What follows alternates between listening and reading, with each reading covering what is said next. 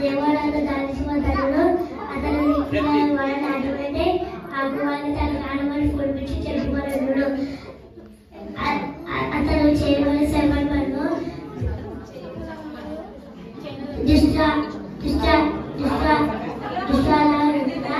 గాయకులు కొట్టి కొట్టి వాళ్ళు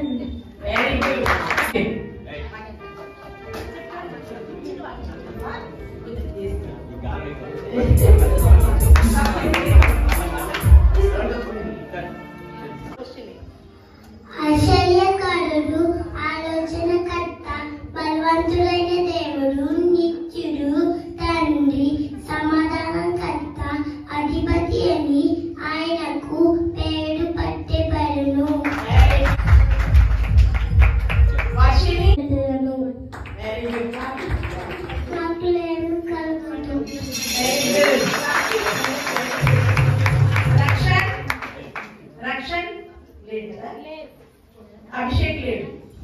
జ్ఞానం కల కుమారుడు తన తల్లిని సంతోషపరచును, బుద్ధి లేని కుమారుడు తన తల్లిని దుఃఖం పట్టించును.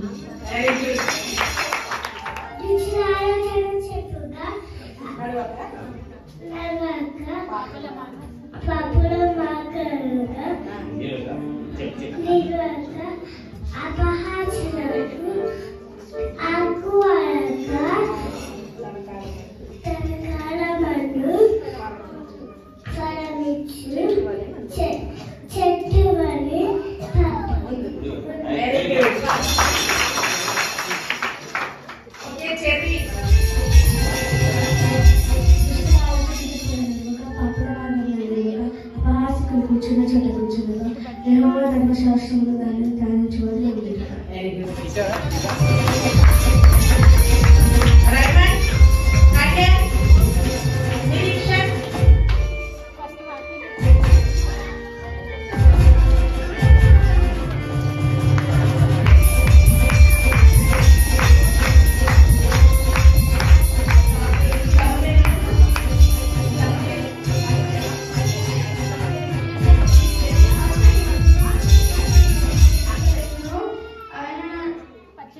పచ్చిగల చోట్ల ఆయన నన్ను నడిపించును, శాంతికరమైన వెరీ గుడ్